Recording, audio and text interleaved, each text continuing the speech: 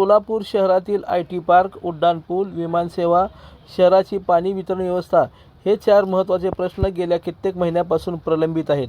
त्यावर पालकमंत्री जयकुमार गोरे व आमदार देवेंद्र कोटे यांच्या प्रयत्नातून मुख्यमंत्री देवेंद्र फडणवीस यांनी गुरुवारी मंत्रालयात आढावा बैठक घेतली. त्यात सोलापूरच्या प्रलंबित प्रश्नावर सविस्तर चर्चा केली. मुख्यमंत्र्यांनी सर्व विषयाचा आढावा घेत थेट ॲक्शन घेतली. सोलापूरच्या अत्यंत जिव्हाळ्याच्या विषयावर महत्त्वपूर्ण आणि सकारात्मक तोडगा काढत तातडीने अंमलबजावणी करण्याचे आदेशही त्यांनी प्रशासनाला दिले. त्यामुळे शहराच्या प्रलंबित प्रश्नांना गती मिळणार आहे.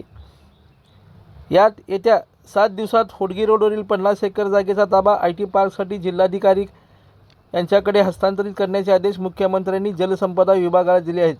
त्यामुळे IT पार्कच्या जागेचा प्रश्न पूर्णपणे मोकळा झाला असून तो लवकरच दृष्टीपथात येण्याची आशा निर्माण झाली आहे.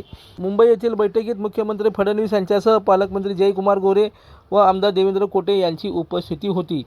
MIDC ने IT पार्कचे काम तातडीने सुरू करावे असे आदेश त्यांनी यावेळी दिले. अंतर्गत पाईपलाईनच्या कामात प्रशासनाने अडवणूक करू नये.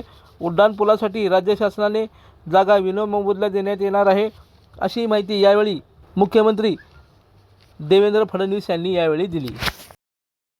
लाईक करा, कमेंट करा आणि सबस्क्राईब करायला विसरू नका.